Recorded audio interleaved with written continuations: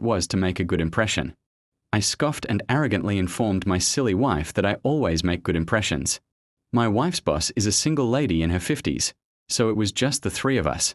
We chit-chatted over drinks and salads and seemed to really be hitting it off. She laughed at my well-timed, perfectly appropriate jokes, and my wife seemed pleased. Soon she brought out the main course, a nice big juicy steak for each of us. As I began to cut into my steak, I was discouraged to discover how undercooked this steak was. Now, I've had my fair share of rare steak. I prefer medium, but I can handle rare.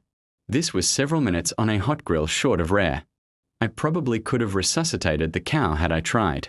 Instead, I sat there fidgeting with my knife and fork, worrying about how I was going to get away with not eating the steak.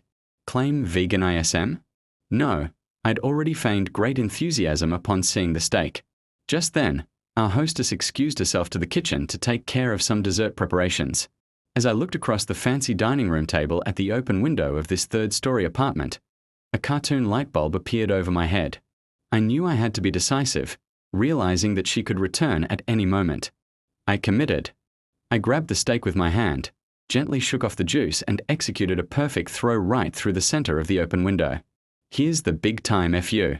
The window wasn't open. It was the cleanest freaking window you've ever seen in your life.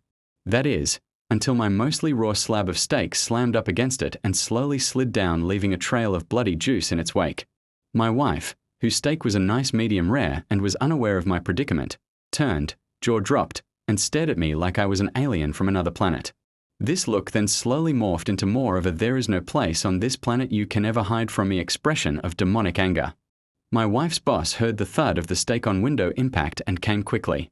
She took in the scene, the steak sitting on the windowsill, the blood trail, my empty plate, and then gave me an inquisitive, puzzled look. I just didn't know what to say. It felt like a minute of silence, but was probably 3 or 4 seconds. Finally, the best I could manage was I'm so sorry. I am such a klutz. I don't know. I was just cutting it. And it slipped. Just ask my wife. I really am a klutz. Right, honey? No help coming from that direction. I will clean this up. I can't believe this. I am so sorry, etc. etc. Both women continued to stare at me like I had escaped from a loony bin, as I smeared the blood around the window with my cloth napkin, dusted off the steak, and continued to mutter my incoherent explanation. I knew no one was buying the story.